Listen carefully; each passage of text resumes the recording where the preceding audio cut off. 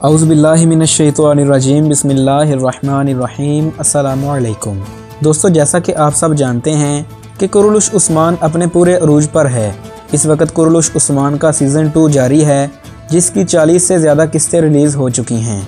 हर नई आने वाली किस्त सस्पेंस से भरी होती है। शायकीन जो पहले सीज़न पर तो तनकीद कर रहे थे, अब वो भी इसको सराहते नज़र आते हैं। दोस्तों, सीज़न 2 ने सीज़न 1 की कमी को भी पूरा कर दिया है। ताहम कुरलुश उस्मान की अगली इकसात के बारे में कहा जा रहा है कि वो रिलीज़ नहीं होंगी। आज की 2 मिनट की वीडियो में हम इसी के मुतल्लक बात करेंगे। तो वीडियो स्टार्ट करने से पहले आपसे रिक्वेस्ट है कि अगर आप हमारे चैनल पर नए हैं तो बराह करम चैनल को सब्सक्राइब करके हमारी यूट्यूब फैमिली का हिस्सा बनें, ताकि हमारी आने वाली तमाम तारीखी वीडियोज़ के नोटिफिकेशन सबसे पहले आप तक पहुँचें।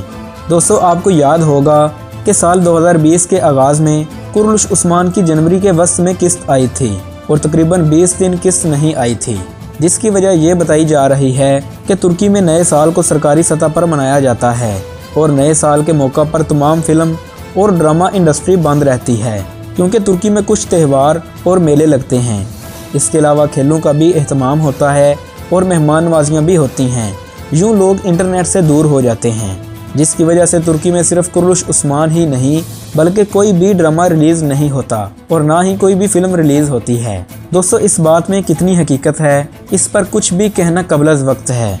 जबकि कुछ लोग ये कह रहे हैं कि पिछले साल आलमी वबा की वजह से कुछ अक़सात ताख़ीर का शिकार हुई थीं और अब तो ये वक्त ही बताएगा कि अगली अक़सात बर वक्त आती हैं या नहीं। तो दोस्तों, मिलते हैं एक नई वीडियो में, तब तक के लिए अल्लाह हाफिज़।